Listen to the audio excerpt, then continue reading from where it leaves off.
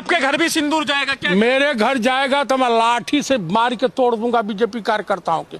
मेरी बीवी मेरे नाम का सिंदूर लगाएगी कि इन आवारा गली के कुकुरों का नाम क्या लगाएगी? क्या वो नहीं जानते हैं कि भारत में हिंदू सनातनी ब्याहता महिला जो है उसे बिछिया, मंगलसूत्र और सिंदूर ससुराल से मिलता है। उसके गले में मंगलसूत्र और उसकी मांग में सिंदूर उसका पति सजाता है। मैं बिहार और पूरे देश की महिलाओं को सलाह देना चाहूंगी कि जब ये भाजपाई सिंदूर लेकर आपके घर आए तो आप लोग बाहर न निकलें। दोस्तों, भारतीय जनता पार्टी की सच्चाई बहुत दिन तक छिपती नहीं है, वो सामने आ ही जाती है। अभी ऑपरेशन सिंदूर को हुए महज कुछ दिन ही बीते हैं, 1 महीना भी पूरा नहीं हुआ है, लेकिन भारतीय जनता पार्टी का चाल चरित्र और चेहरा पूरी तरीके से शीशे की तरह साफ हो गया है कि क्यों आखिर ये काम अंजाम दिया गया, क्यों देश को युद्ध के मुहाने पर ला करके खड़ा किया गया, उसका खुद खुलासा जो है भारतीय जनता पार्टी अब ऑफिशियली कर रही है। आज के इस वीडियो में उसके बारे में आपको बताऊंगा। साथ में निर्लज्ज और नफरती निशिकांत दुबे किस गटर छाप भाषा पर उतर आया है और कैसे अपने ही जाल में बुरी तरीके से फंस गया है, इसके आपको जीते जागते सबूत दिखाऊंगा दोस्तों। और साथ में आपको बताऊंगा कि किस तरीके से चंदाखोर भारतीय जनता पार्टी अपने चहेतों को उनसे पहले चंदा लेती है और फिर उसके बाद उनको धंधा देती है। और ये बात मैं नहीं कह रहा हूँ, ये बात सुप्रीम कोर्ट ने दोस्तों अपने एक फैसला दे करके एक तरीके से उस पर अपनी मुहर लगा दी है। इस खबर के बारे में आपको बताऊंगा और साथ में भारतीय जनता पार्टी के व्हाट्सएप छाप प्रवक्ताओं को किस तरीके से धज्जियां उड़ी हैं एक डिबेट में, ये दिखाऊंगा, सारी बातें बताऊंगा। लेकिन सबसे पहले एक अखबार की कटिंग है, ये आप देखिए, ये अखबार की कटिंग है। ये अखबार दैनिक भास्कर की वेबसाइट है, उसकी कटिंग है।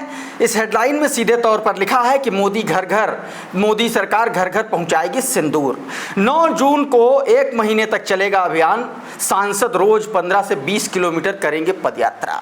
यानी कि आपके क्षेत्र का अगर कोई सांसद आपकी पत्नी, आपकी माँ के लिए अगर कोई सिंदूर लेकर के आ जाए तो उसमें कोई आश्चर्यचकित मत होइएगा, क्योंकि भारतीय जनता पार्टी अपने गिरने के सबसे उच्चतम सूचकांक पर पहुंच चुकी है। यह गिरावट का सबसे आप कह सकते हैं सबसे निचला दर्जा है कि कोई भाजपा का सांसद, कोई भाजपा का नेता आपकी पत्नी के लिए ऐसे हाथ में सिंदूर लेकर के आ जाए।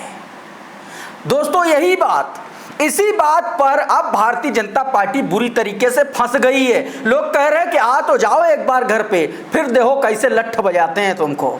ये वीडियो जरा देखिए, कैसे भड़क गया एक व्यक्ति भारतीय जनता पार्टी के इस निचले दर्जे की राजनीति पर। सुनिए जरा। आपके घर भी सिंदूर जाएगा क्या? मेरे घर जाएगा तो मैं लाठी से मार के तोड़ दूंगा बीजेपी कार्यकर्ताओं के।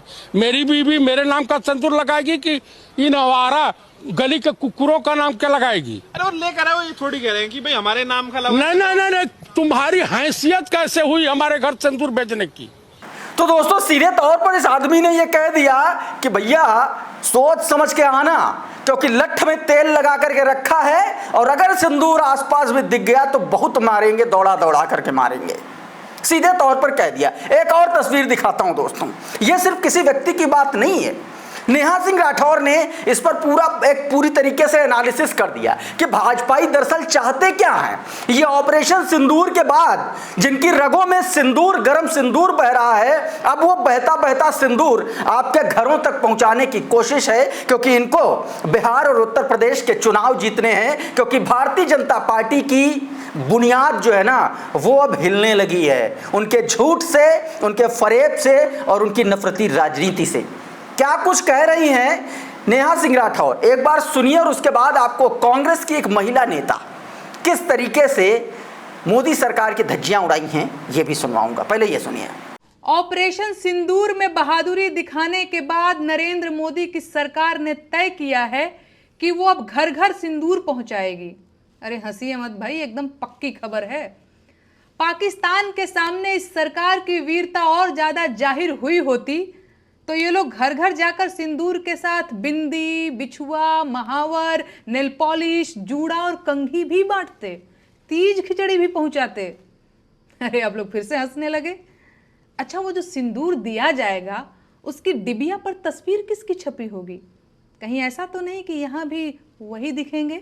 मैं बिहार और पूरे देश की महिलाओं को सलाह देना चाहूंगी कि जब ये भाजपाई सिंदूर लेकर आपके घर आए तो आप लोग बाहर न निकलें। भाजपाइयों के सामने बाहर क्यों नहीं निकलना है ये बताने की जरूरत तो नहीं पड़ेगी ना। सोच कर देखिए, एक तो भाजपाई ऊपर से सिंदूर लेकर आया है और अब आपका दरवाजा खटखटा रहा है। आपको क्या लगता है, आपको दरवाजा खोलना चाहिए? तो दोस्तों, सीधे तौर पर नेहा सिंह राठौर ने कहा, मैं बिहार और पूरे देश की महिलाओं से कहूंगी, जब भी भाजपा वाले सिंदूर लेकर आए तो आपके घर आए तो आप लोग बाहर ना निकलें। महिलाओं से कहा, बंद दरवाजे के पीछे से ही डांट दीजिएगा और बताइएगा कि किसी पराये मर्द से उसके हाथ से सिंदूर नहीं लेते हैं हम लोग। सीधे तौर पर बता दिया। और इस पूरे मामले को दोस्तों विपक्ष ने और कांग्रेस पार्टी ने बड़ा स्मार्ट मूव करते हुए खेल दिया। जैसे भावनात्मक तौर पर नरेंद्र मोदी ने सिंदूर का इस्तेमाल किया इस देश की महिलाओं के लिए एक ऑपरेशन के तौर पर, वैसे ही कांग्रेस ने अब उसी सिंदूर को एक तरीके से बहुत कायदे से उस पर खेल गई है और उसको महिलाओं के आत्मसम्मान, स्वाभिमान और उसके सुहाग से जोड़ करके कह दिया है कि पराये मर्द के हाथ से कभी सिंदूर नहीं लिया जाता। ये सुनिए जरा, रागिनी जी बोल रही हैं, कांग्रेस की प्रवक्ता हैं, रागिनी नायक हैं, क्या कुछ कह रही हैं ये आप एक बार सुनिए।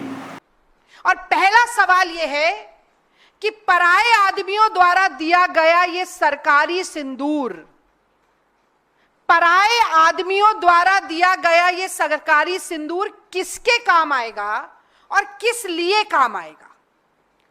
तो जो हिंदू धर्म के स्वघोषित ठेकेदार हैं, संघी और भाजपाई, क्या वो नहीं जानते हैं कि भारत में हिंदू सनातनी ब्याहता महिला जो है उसे बिछिया, मंगलसूत्र और सिंदूर ससुराल से मिलता है। उसके गले में मंगलसूत्र और उसकी मांग में सिंदूर उसका पति सजाता है, या फिर सिंदूर मिलता है शक्तिपीठ से, मंदिर से, सौभाग्य के आशीर्वाद के रूप में।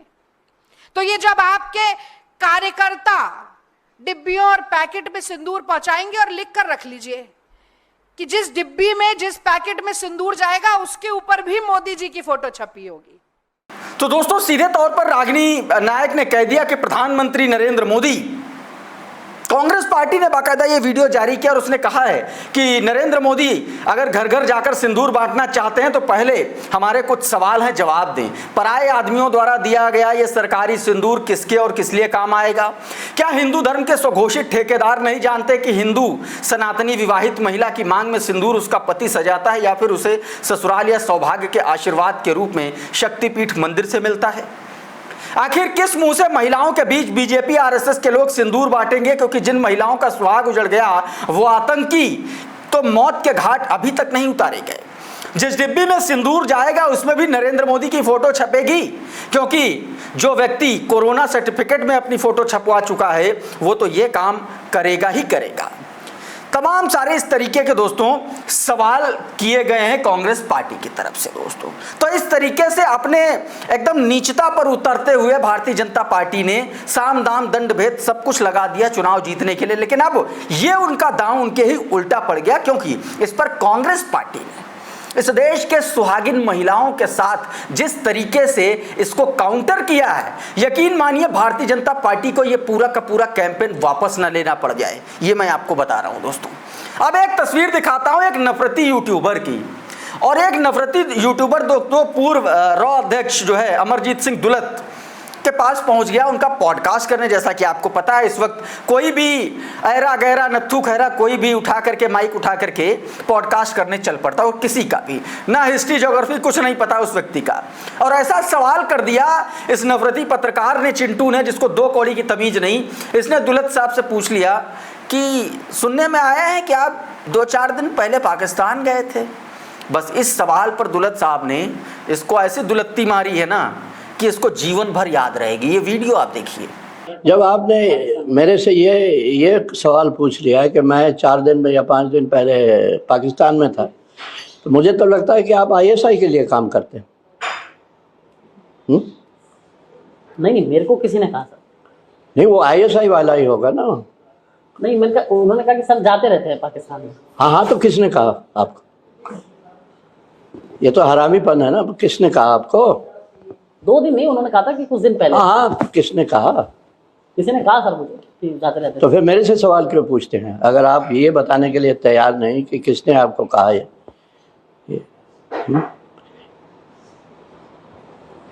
तो हमारे बातचीत का क्या फायदा अगर झूठ की बात हो रही है? तो ये प्रोपेगेंडा हो रहा है, आप प्रोपेगेंडा में शामिल हैं। मैं प्रोपेगेंडा में शामिल। तो फिर ये बकवास क्या कहाँ से आ रहा है कि मैं 4 दिन पहले मैं पाकिस्तान में था? नहीं, लगाओ इसको। तो दोस्तों, इस तरीके से ये नफरती आदमी कायदे से जो है, इसको आप ये समझिए कि पिट के आया है। ये आदमी पिट के आया, माइक वाइक सब तोड़ ताड़ दिया दुल्हन साहब ने। अब ऐसा अगर सवाल पूछोगे किसी ऐसे व्यक्ति से जिसने भारतीय सेना में या भारत के लिए अपना पूरा जीवन एक तरीके से समर्पित कर दिया, और उस पर इस तरीके के एलिगेशन, सीधे तौर पर कहा कि आपको ISI ने भेजा है, उन्होंने कहा। इसी को लेकर के रफीक अहमद ने लिखा, पूर्व अध्यक्ष अमरजीत सिंह दुलत ने प्रोपेगेंडा चलाने वाले पत्रकार को तबीयत से इंटरव्यू दे दिया। इन प्रोपेगेंडाधारियों के साथ यही सलूक होना चाहिए।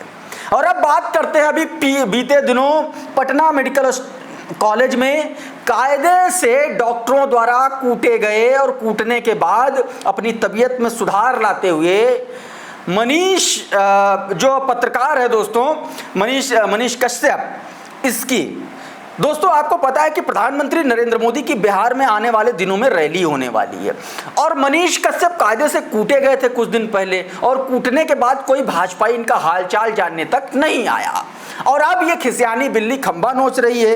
इसीलिए अब ये कह रहा है कि प्रधानमंत्री नरेंद्र मोदी के रैली में भाई साहब जाना वाना नहीं, क्योंकि वहां पर जो भीड़ आती है वो सब ऐसे आती, रुपए पैसे दे करके। सुनिए जरा क्या कह रहा है। बिहार के रोहतास जिला में विक्रमगंज एक ऐसा जगह है जहां पे 30 तारीख को देश के प्रधानमंत्री नरेंद्र मोदी जी आ रहे हैं।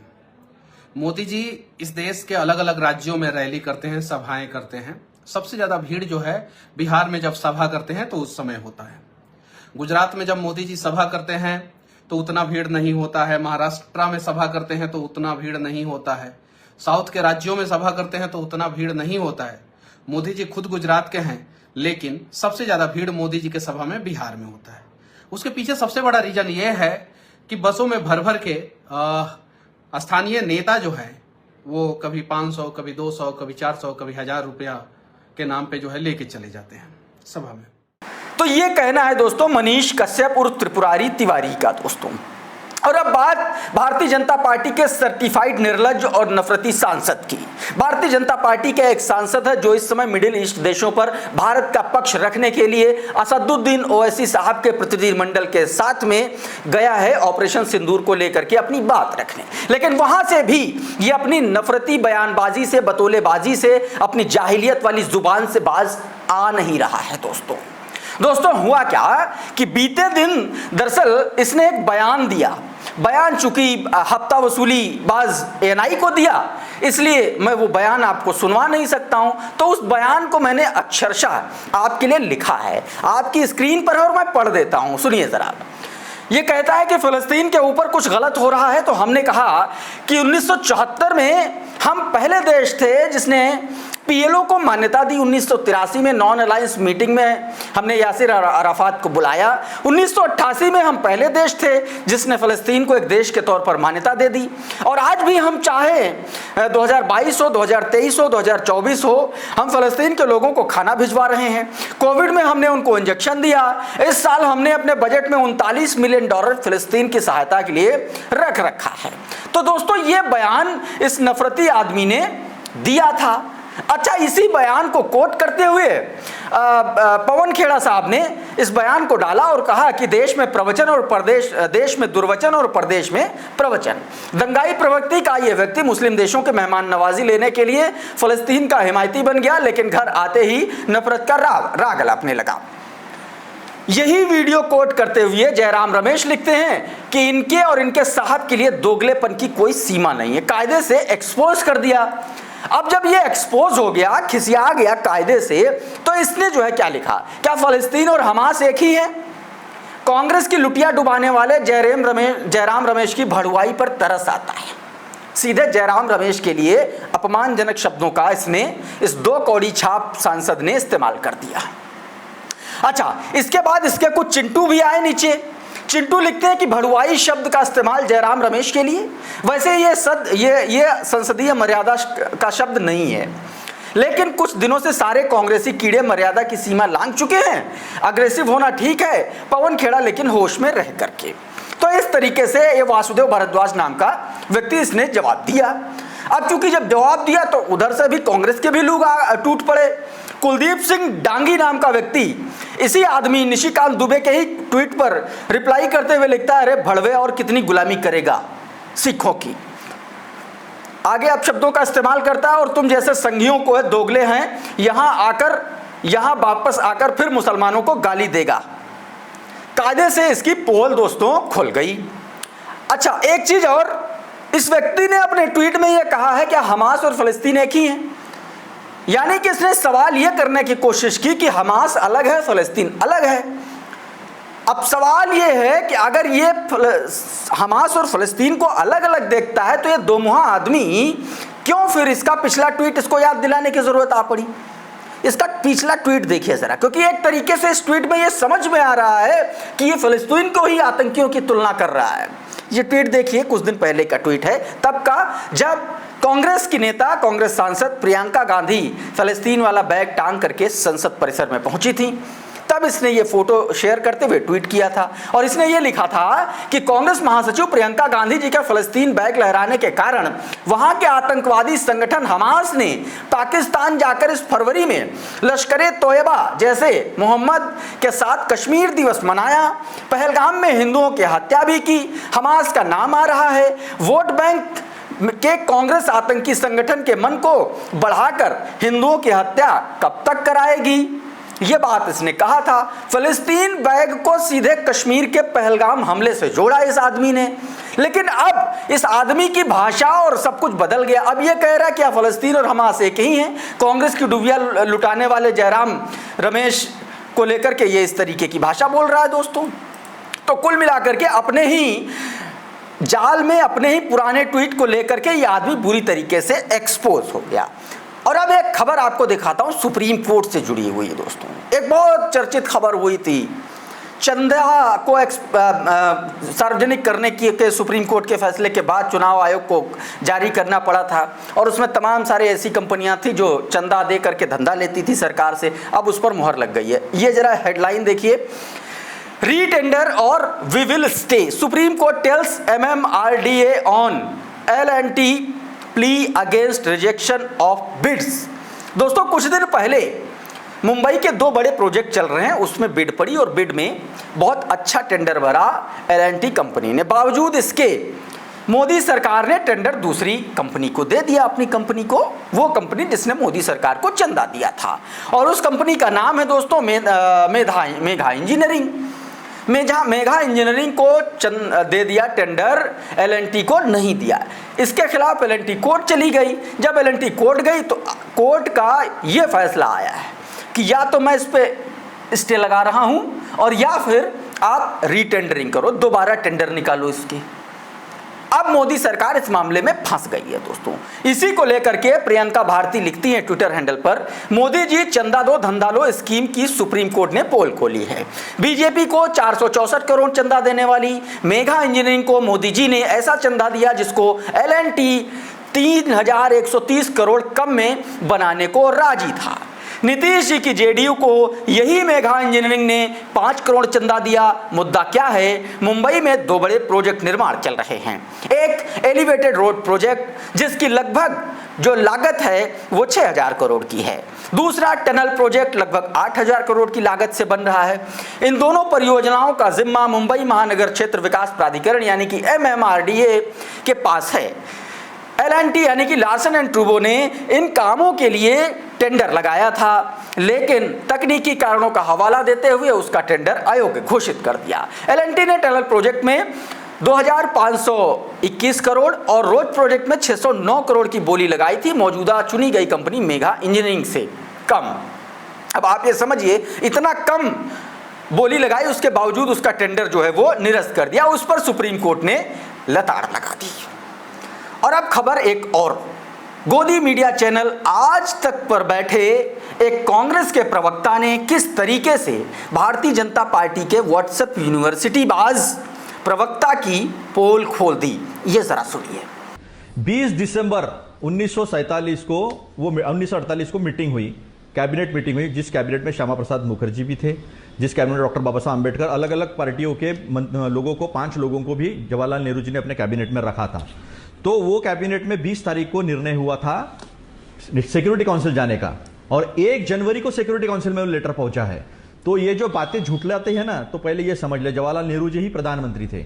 अब दूसरी बात, गोपाल स्वामी अयंगार जी ने जब प्रस्ताव रखा, उसके पहले नेहरू जी जो थे वो अमेरिका में थे, और बातें चल रही थी सरदार वल्लभ भाई पटेल, डॉक्टर बाबा साहब अम्बेडकर और गोपाल स्वामी अयंगार में। गोपाल स्वामी अयंगार ने ही ये सारा ड्राफ्ट बनाया है, और ये 370 का ड्राफ्ट जो है उसके बाद आया है। वो ऑर्गेनाइजर का झूठ जो है वो व्हाट्सएप तो मैंने सामने पहले ही सामने रख दिया है। तो ये सारी बातें 14 महीने का वॉर, सरदार वल्लभ भाई पटेल की पोजीशन, ये सारी मैंने सामने आपके रख दी। तो ये व्हाट्सएप ज्ञान जो है ना, किसी और को देना, मुझे मत देना।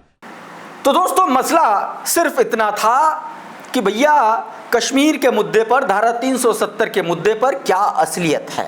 भाजपाई दरअसल इस पर अपना एक अलग व्हाट्सएप ज्ञान पूरे समाज में विष की तरह फैला रहे हैं, और उसकी पूरी तरीके से पोल खोल दी कांग्रेस के प्रवक्ता ने। दोस्तों, अतुल लोढ़े ने सीधे तौर पर यह कहा कि व्हाट्सएप यूनिवर्सिटी की झूठी कहानियों की पोल खोल दी। इस पर अशरफ हुसैन लिखते हैं, कांग्रेस प्रवक्ता अतुल लोढ़े ने बीजेपी और उनकी व्हाट्सएप यूनिवर्सिटी की झूठी कहानियों की पोल खोल दी। सिक्योरिटी काउंसिल का ऑफर पर जब कांग्रेस प्रवक्ता ने बोलने की कोशिश की तो गौरव भाटिया बीच बीच में शोर मचाते रहे, पर तथ्य भारी पड़े। जब सच्चाई बोलने वाला माइक पर होता है तो शोर काम नहीं आता है। तो दोस्तों, इस तरीके से भाजपाई चारों खाने इस वक्त चित हैं, लेकिन बिलबिलाए घूम रहे हैं। कोई एजेंडा, कोई प्रोपेगेंडा काम आ नहीं रहा है। बहरहाल इस वीडियो में इतना ही। बहुत बहुत शुक्रिया, बहुत बहुत धन्यवाद। आप जुड़े रहिए द लाइव टीवी के साथ। नमस्कार।